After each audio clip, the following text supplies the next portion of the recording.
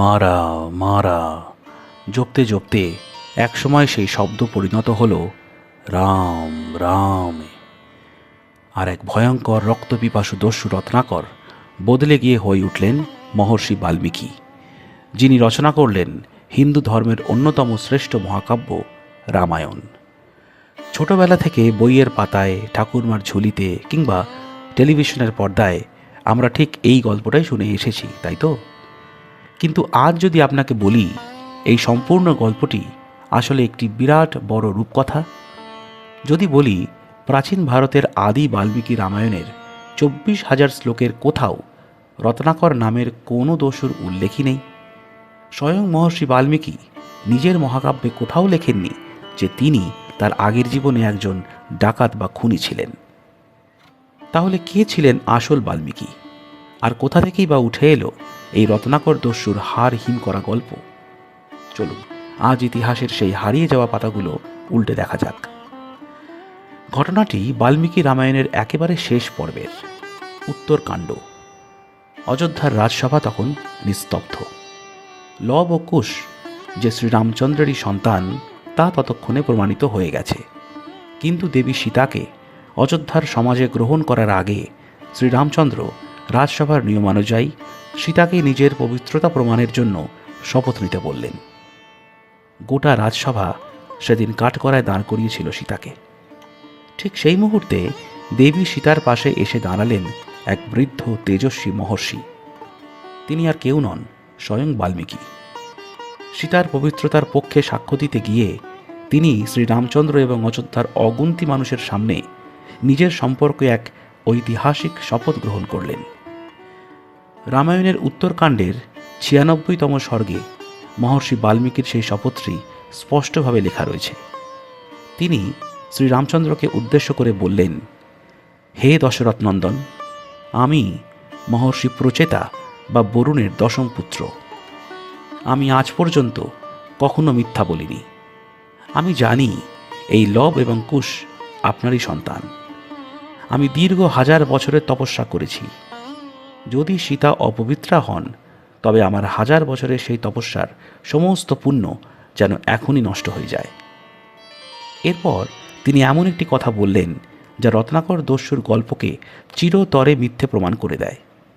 বাল্মীকি বললেন, আমার এই সুদীর্ঘ জীবনে আমি কায় মনোবাক্যে কখনো কোনো পাপ করিনি।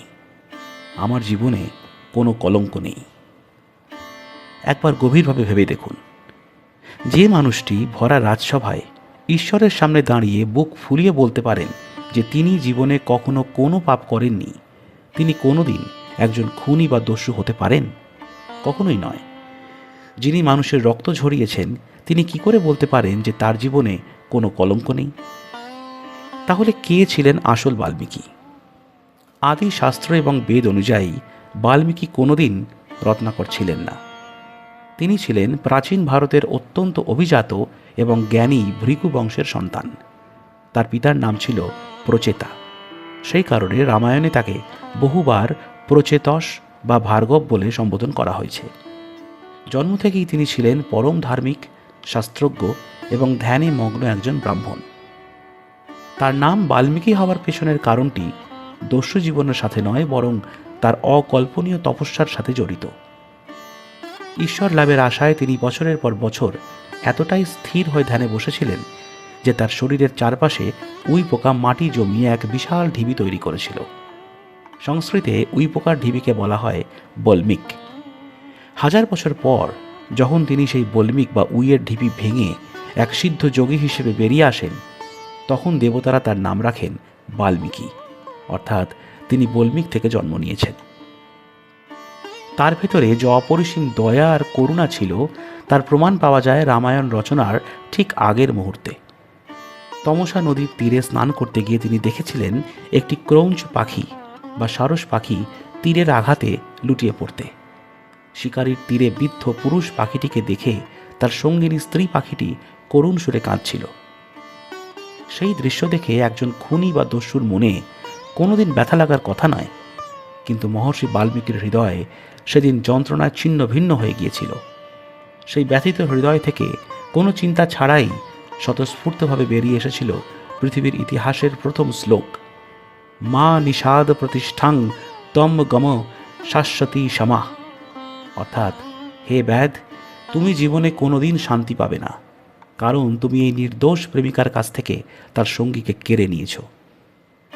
যার হৃদয় একটি পাখির মৃত্যুতে এত গভীরভাবে কেঁদে উঠতে পারে, তিনি যৌবনে সাধারণ মানুষকে লুট করতেন, হত্যা করতেন, এমনটা আদি রামায়ণের কোথাও লেখা নেই। তাহলে প্রশ্ন হলো, এই রত্নাকর দস্যুর গল্পটি কোথা থেকে এলো? কিভাবে একজন পরম পবিত্র ঋষির নামের সাথে এমন এক ভয়ঙ্কর দস্যুর ইতিহাস জড়িয়ে গেল? এর উত্তর লুকিয়ে আছে বাল্মীকি রামায়ণ রচনার প্রায় হাজার হাজার বছর পর, পঞ্চদশ ও ষোড়শ শতাব্দীতে। ভারতবর্ষে তখন ভক্তি আন্দোলনের যুগ চলছে। ঈশ্বরকে পাওয়ার জন্য কঠিন তপস্যা বা যজ্ঞের বদলে নাম জপ বা ভক্তির ওপর জোর দেওয়া হচ্ছে। সেই সময় বেশ কিছু নতুন ধর্মগ্রন্থ রচিত হয়, যার মধ্যে অন্যতম হল অধ্যাত্ম রামায়ণ, আনন্দ রামায়ণ এবং বাংলায় রচিত কৃত্তিবাসী রামায়ণ। এই সময়কালের কবি এবং প্রচারকরা রাম নামের মহিমা সাধারণ মানুষের কাছে পৌঁছে দেওয়ার জন্য একটি অত্যন্ত শক্তিশালী রূপকের আশ্রয় নেন। তারা বোঝাতে চেয়েছিলেন, রাম নাম এতটাই পবিত্র যে সবচেয়ে বড় পাপীও যদি এই নাম জপ করে তবে সেও শ্রেষ্ঠ মুনি হতে পারে। এই বার্তাটিকে প্রতিষ্ঠিত করার জন্য তারা স্কন্দ পুরাণের একটি পুরনো গল্পকে কাজে লাগান। স্কন্দ পুরাণে অগ্নি শর্মা নামের এক ব্রাহ্মণের গল্প রয়েছে, যিনি পথভ্রষ্ট হয়ে দস্যু হয়েছিলেন এবং পরে সপ্তর্ষিদের উপদেশে রাম নাম জপ করে পাপমুক্ত হন। মধ্যযুগের কবিরা এই দস্যু অগ্নিশর্মার গল্পের কাঠামোটিকে সরাসরি জুড়ে দেন মহর্ষি বাল্মীকির জীবনের সাথে। জন্ম হয় রত্নাকর দস্যুর। উদ্দেশ্য মহৎ ছিল। কবি কৃত্তিবাস ওঝা বা অন্যান্য রচয়িতারা সমাজকে এই শিক্ষাই দিতে চেয়েছিলেন যে পাপ থেকে ফেরার পথ সব সময় খোলা থাকে। একজন খুনিও যদি অনুতপ্ত হয় তবে সমাজ তাকে বাল্মীকির মতো সম্মান দিতে পারে। এই গল্পের আবেগ এতটাই শক্তিশালী ছিল যে ধীরে ধীরে আসল ইতিহাস চাপা পড়ে যায়। সাধারণ মানুষের মনে দস্যু রত্নাকরের গল্পই চিরস্থায়ী সত্য হিসেবে জায়গা করে নেয়। মহর্ষি বাল্মীকি কেবল একজন মহাকাব্য রচয়িতাই ছিলেন না, তিনি ছিলেন জ্যোতির্বিদ্যা, ভূগোল, বেদ এবং দর্শনের এক চূড়ান্ত পণ্ডিত।